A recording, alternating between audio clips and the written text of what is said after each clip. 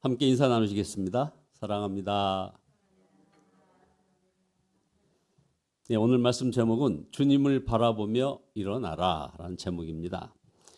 특별히 이 시편 37편 7절 말씀, 여호와 앞에 잠잠하고 참고 기다리라 하는 이 말씀은 아브라함 링컨이 가장 즐겨 애송하던 바로 시편이었습니다. 아브라함 링컨에게 둘러싼 그 우겨싸움을 당하고 있는 그 정치적 여러 상황 속에서 아브라함 링컨은 이 시편 37편 7절을 읽으면서 눈물 흘리면서 기도했다고 하는 그런 기록이 남아 있습니다. 코로나19 이 오미크론 이 사태가 이제 스텔스로 결합되더니 드디어 이제는 이것보다 전파력이 10%나 더 빠른 변종 XE라고 하는 그런 변종이 또 생겨서 지금 많은 사람들이 걱정하고 있습니다. 또 많은 사람들이 코로나로 인해서 여러 가지 우울증과 특별히 공황장애를 호소하는 그런 분들이 많습니다. 이런 성도님들을 중보하면서 지금이야말로 마귀가 사람들의 마음을 차지하려고 역사한다는 사실을 깨닫게 됩니다. 사실 세상을 바라보면 정상적인 사람이 오히려 이상할 정도입니다. 여러 가지 극심한 그 범죄가 일어나고 있습니다. 이걸 바라보면서 시편 37편 1절 말씀이 다시 한번 저희들 속에 다가옵니다. 악을 행하는 자들 때문에 불평하지 말며 불의를 행하는 자들을 시기하지 말지어다. 그러나 사실 이 구절을 묵상할수록 사실은 속이 좀 답답해져 옵니다. 특별히 우크라이나 상황을 보게 되면 더 그렇습니다. 러시아군의 그 퇴각하면서 벌인 집단 학살의 모습을 보게 됩니다. 그래서 많은 목회자들이 푸틴을 막아달라는 기도문이 계속 인터넷상에 올라오고 있습니다. 어떤 목사님의 기도문입니다. 하나님 막아주시옵소서. 푸틴을 하나님이 막아주시옵소서. 가장 효과적인 방법으로 가장 빠른 시간 내에 이 문제가 해결되어 우크라이나에 다시 평화가 오게 해 주시옵소서. 무고한 생명들이 더 이상 피 흘리지 않도록 도와주시옵소서라는 그런 기도문입니다. 또 우리가 어떤 경제 사회 상황을 볼 때도 또 참 그렇습니다. 진짜 나쁜 사람들 많이 있습니다. 악한 자들이 성공하고 그리고 막 설치되고 하는 모습을 볼 때 우리들은 분개를 합니다. 어떨 때는 순수를 고집하고 하나님의 뜻을 고집하는 것이 어리석은 것이 아닌가 하는 이런 생각이 들 정도입니다. 주변의 사람들이 악해져 가는 것을 볼 때 절망하게 됩니다. 술, 음란, 폭력, 도박, 인터넷 중독, 스포츠 중독 등 세상을 바라볼수록 우리의 마음이 상할 수밖에 없습니다. 이럴 때일수록 우리는 마음을 잘 지켜야 합니다. 세상을 바라보고 낭망하는 자에게 다윗은 되풀이하여서 정신 차리라고 이렇게 얘기하는 겁니다. 시편 47편 1절 악을 행하는 자들 때문에 불평하지 말라. 7절에 마음을 상해하지 말라. 8절은 노여움을 버려라. 격분을 가라앉혀라. 그리고 불평하지 말아라. 결국 불평하고 분노하고 낙심하다가 우리 자신이 무너지고 말기 때문에 그런 겁니다. 그래서 8절에 이런 것들은 오히려 악으로 기울어질 뿐이라고 얘기하고 있습니다. 둘째로 여러분 우리 안에도 악한 본성이 있습니다. 악한 세상을 보고 낙심이 들고 분노하게 된다는 것 자체가 이미 마음으로 지고 들어가는 것입니다. 다윗은 악한 자는 반드시 망한다고 말합니다. 2절에 그들은 풀과 같이 속히 배임을 당할 것이며 푸른 채소같이 쇠잔할 것이미로다. 그래서 12절부터 40절까지 그 내용을 계속해서 반복하여 강조하고 있습니다. 바로 하나님이 계시기 때문에 그렇습니다. 하나님은 심판하시는 하나님이십니다. 그래서 3절에 여호와를 의뢰하고 선을 행하라. 땅에 머무는 동안 그의 성실을 먹을거리로 삼을지어다. 우리도 이것을 압니다. 악한 자의 결국은 비참합니다. 그러나 이것을 알아도 잘 안 됩니다. 어떤 때는 솔직히 악한 자가 오히려 좀 부러울 때도 있습니다. 그래서 로마서 12장 21절의 말씀이 생각납니다. 악에게 지지 말고 선으로 악을 이기라. 그러나 어떻게 선하게 살 수 있습니까, 우리가? 주님을 바라보면 악한 세상에서도 선하게 살 수 있습니다. 그래서 다윗은 그저 악한 자를 보고 낙심하지 말라고 말하지 않습니다. 주님을 의지하라고 계속하여 우리에게 도전을 주고 있습니다. 그래서 3절에 주님만 의지하고 선을 행하라. 4절은 기쁨은 오직 주님에게서 찾아라. 5절은 내 갈 길을 주님께 맡기고 주님만 의지하라. 7절을 보면 잠잠히 주님을 바라보고 주님만을 애타게 찾으라고 말씀을 하고 있는 것입니다. 아주 많이 알려진 간증 모음집에 네가 나를 사랑하느냐라는 이 제목의 질문 내용이 하나 나옵니다. 천국 가는 자는 사랑해야 한다는 글을 읽고서 믿음으로만 구원받는 것이 아닙니까? 라는 이런 질문. 이 질문이 거기에 실려 있었습니다.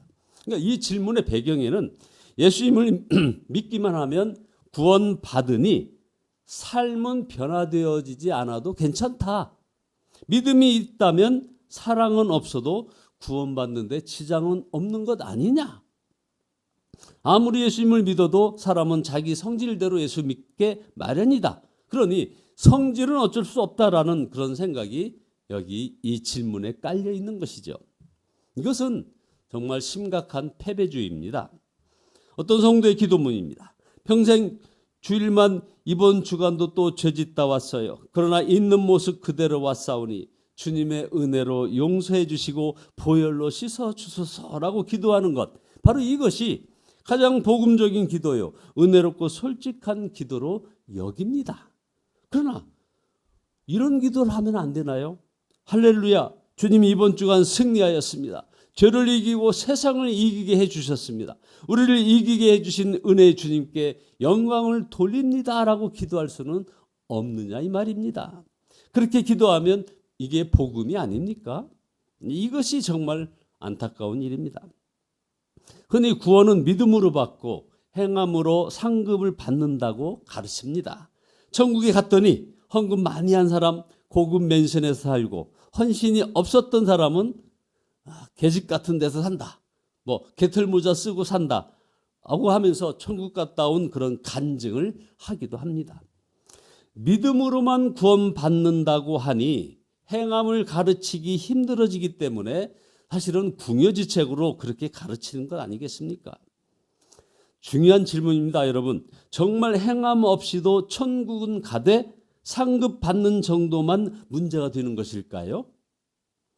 여기에 대한 답이 분명히 나와 있습니다. 히브리서 12장 14절은 모든 사람과 더불어 화평함과 거룩함을 따르라. 이것이 없이는 아무도 주를 보지 못하리라.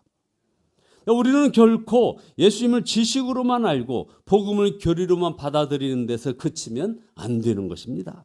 예수님을 믿는다는 것은 살아계신 예수님과 동행한다는 것입니다. 그래서 마태복음 28장 20절에 내가 세상 끝날까지 너희와 항상 함께 있으리라 하시니라 하지 않았습니까? 그리고 고린도후서 13장 5절에는 예수 그리스도께서 너희 안에 계신 줄을 너희가 스스로 알지 못하느냐 말씀합니다. 갈라디아서 2장 20절은 압권입니다. 내가 그리스도와 함께 십자가에 못 박혔나니 그런즉 이제는 내가 사는 것이 아니요 오직 내 안에 그리스도께서 사시는 것이라. 그래서 예수님과 동행하자, 온전히 예수님만 갈망해 보자는 것입니다. 주님을 바라보고도 죄 지을 사람은 아무도 없기 때문에 그런 것입니다. 셋째로, 마지막으로 예수님을 바라보면 우리는 이제 사랑하게 됩니다. 하나된 공동체를 이루게 됩니다. 세상이 아무리 악하다 할지라도 선하게 살 수 있는 것입니다. 혹시 여러분은 예를 들면 감방이나 장식하고 살지는 않습니까? 우리가 꼭 교도소에 가야 무슨 감옥생활을 하는 것이 아닙니다. 현재 가정이나 직장이 감방일 수도 있습니다. 깨어진 관계나 과거의 어떤 학대, 어린 시절에 지독한 어떤 가난, 아니면 스스로 자처한 어떤 상처, 술, 담배, 음란 동영상 이런 것 등등 우리 마음을 가둬놓는 것은 다 감옥입니다. 그러나 우리는 영혼의 감옥에 갇혀 살 사람이 아닙니다. 우리는 마음의 감옥에서 구원받은 사람입니다. 하나님은 우리에게 감옥의 문을 열 수 있는 열쇠를 주셨습니다. 바로 예수 그리스도이십니다. 우리는 세상이나 원망하고 낙심하고 분노하며 살다가 끝날 그런 인생이 아니라는 것입니다. 예수님이 우리를 악한 세상에 살지만 선하게 살 수 있게 해 주신다는 것이죠. 그런데 예수님을 바라보면 악한 세상을 보면서 낙심하지 않는 정도가 아닙니다. 오히려 사명을 발견하게 되는 것입니다. 결론입니다. 우리 안에 예수님이 오셨습니다. 세상이 아무리 악하고 암울해도 우리는 낭망하지 않습니다. 오히려 세상에 희망을 노래합니다. 선하게 사는 것을 보여주는 것입니다. 그러므로 세상만 묵상하지 말고 예수님을 바라보시기 바랍니다. 절망에서 오히려 사명을 발견하게 될 것입니다. 내려놓고 더 내려놓고 예수 그리스도로 살게 되는 그런 십자가 능력을 경험하며 사순절 기간을 살아가시는 성도님들 되시기를 예수 그리스도의 이름으로 축원드립니다. 기도하시겠습니다.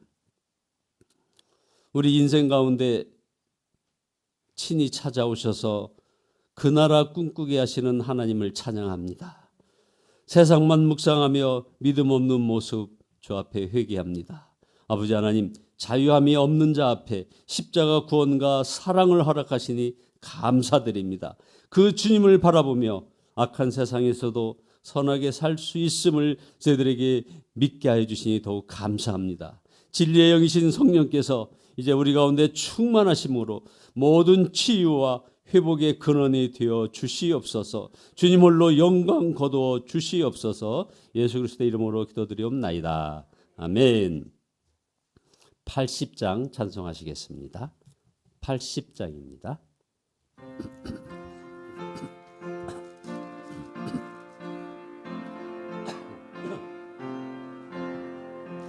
천지에 있는 이름 중 귀하고 높은 이름 주 나시기 전 지으신 구주의 이름 예수 그 앞에 내가 엎드려 그 이름 찬송함은 내 귀에 들린 말씀 중 귀하신 이름 예수 주 십자가에 달릴 때 명패에 쓰인 대로 저 유대인의 왕이요 곧 우리 왕이시라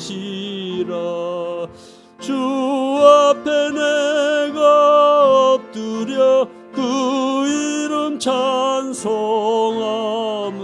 내 귀에 들린 말씀 중 귀하신 이름 예수 지금도 살아 계셔서 언제나 하시는 일 나 같은 죄인 부르사 참 소망 주시도다